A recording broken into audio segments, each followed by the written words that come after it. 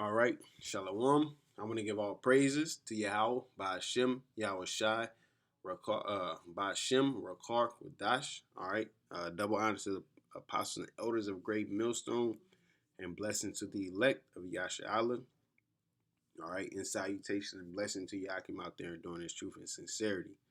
Okay, real quick lesson, of course, over wine versus the king versus truth, right? And I'm gonna just dab into it just a little bit, not necessarily deeper, but just a little bit more. All right. This is during the Persian Medial Empire. You know, at the time where the temple was being rebuilt, it got put on hold, and then it got to continue it, so to speak. I'm gonna start at 36. This is First Ezra chapter 4, verse 36. It says, "All the earth calleth upon the truth, and heaven blessed it. All works shake and tremble at it, and with it is no unrighteous thing." Why? Because truth is above all, man. Okay? And that's what we're here for, man. We're here for truth. You know, this is not really for anybody who wants to feel, I think it's chapter 4, a certain type of way. Bam. Galatians chapter 4, verse 16. Am I therefore become your enemy because I tell you the truth? Right?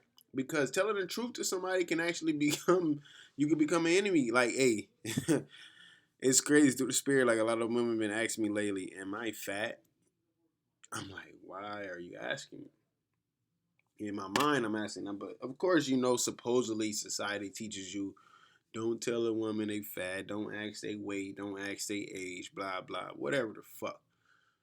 All right, but just coincide with that. Yeah, you look cool, blah blah blah. But even if I say you're not fat or you are fat, at the end of the day, you're most likely going to do what you want to do and what you feel. Because I'm going to respond.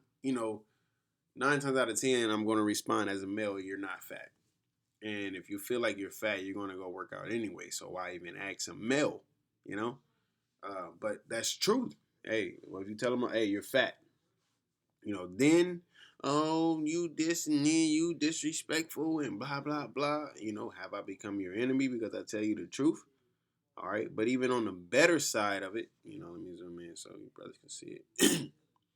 Even on the better side of it, teaching is knowledge, teaching is word. All right.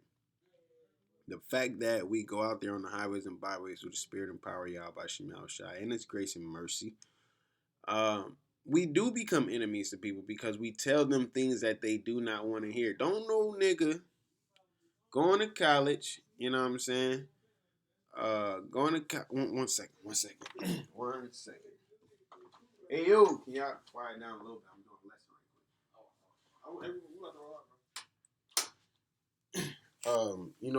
Don't nobody that's sitting here really dwelling into America want to hear that America's gonna be destroyed. The so-called white man is a devil. He's planning on doing this or doing that and putting you in concentration. They don't want to hear that shit. Therefore they respond the way they respond in a negative way, and they're like, man, I ain't dealing with this dude, whatever. Something that's where you get scoffers at. But the scriptures say in the last days there shall come scoffers. All right, so that's part of that. Okay, part of being in the truth, being in the truth, and being of the truth. I would say.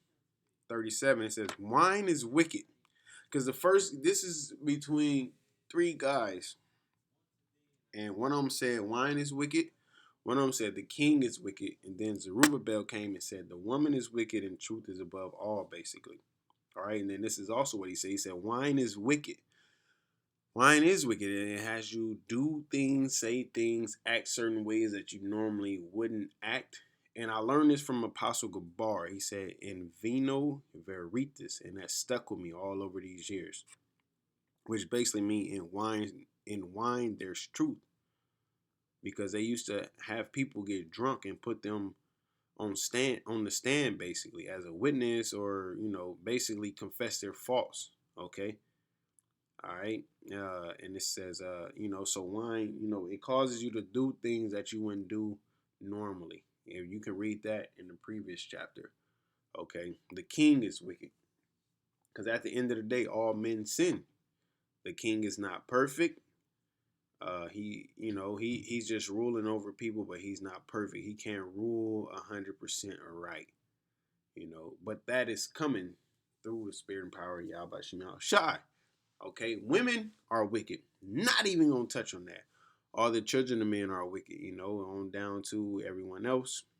And I didn't touch on the women because we have our perception on women. As people know, and as anybody else have their, like, if you can just sit back and just analyze women and how they act and how they should act, if you believe in the Bible, you know what I'm saying, then you'll see where we're coming from. All the children of men are wicked. Pretty much the nations, as well as children themselves, man. The generation that's growing up is horrible, horrible. No respect, no respect, no respect at all. You know what I'm saying? So this is Zerubbabel getting into these things, man. It says, "And such are all their wicked works," the things that they do, "and there is no truth in them." You know what I'm saying? Going down to the 2/3 in the other nations, there's no truth in them. You know what I'm saying? Their unrighteousness also they shall perish, because at the end of the day, judgment is going to come, as well as judgment is coming, and it's here. You got people in your family, that in passed on, so to speak. You know what I'm saying? That was judgment from Yahawashi Yahawashi. You know, you got babies never was born, so to speak. Judgment. Little toddlers and little just actual babies being put through things that is just unseemly. I believe the proper word would be, and it's crazy. You know what I'm saying? So, verse 38.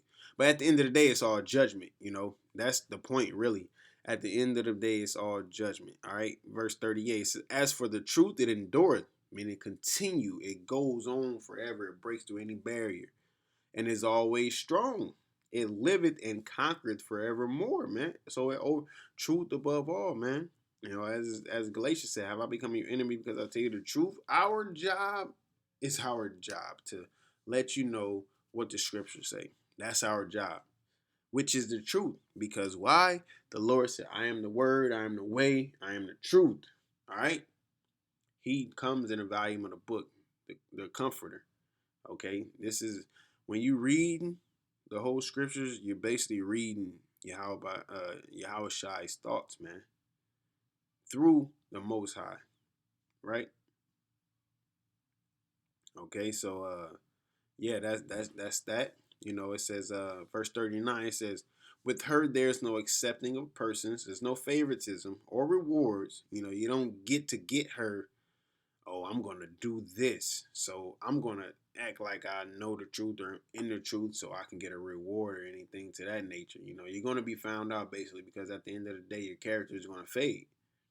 It says, "But she doeth the things that are just, and refraineth from all unjust and wicked things, and all men do well like of her works." Man, what kind of men? Men of the Lord. Okay, because a lot of people really don't want to hear the truth nowadays. They rather hear a fabricated lie, fairy tale, things that can make them feel, or things that can make them feel good, basically. You know what I'm saying? What to tell you? Smooth things. I believe it's Isaiah chapter 30. They want to hear the smooth things, man. They don't want to hear the truth. They rather hear smooth things, all right? It says, "Neither in her judgment is any unrighteousness." And that reminds me of the story with the two guys.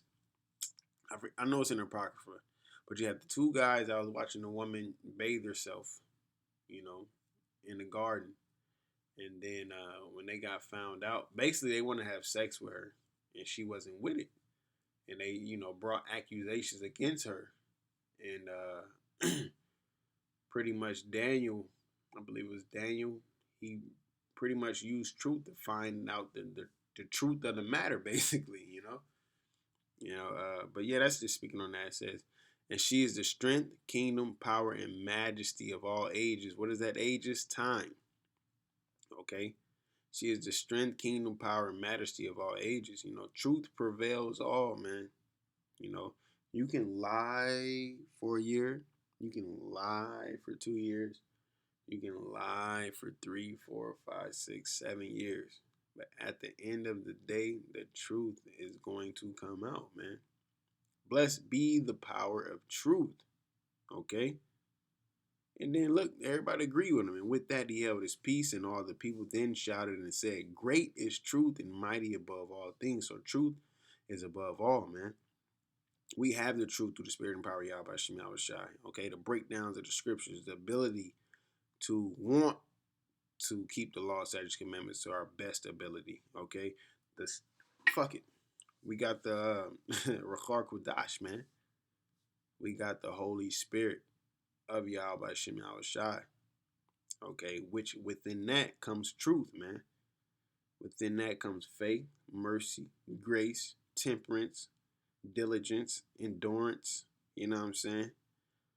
Hey, like I said, strength, power, you know what I'm saying, majesty, at the end of the day, the kingdom, because that's within us, that's where we're building, spiritually, we're building the kingdom of heaven, the temple. And, so hey, just a real quick lesson. At the end of the day, truth prevails all. That's why we got to continue to push the truth. We can't sway to the side for this person or sway to that side for that person. We just do what we've been doing, man, through the spirit, power, and grace and mercy out by Shemal Shai, okay? And guess what?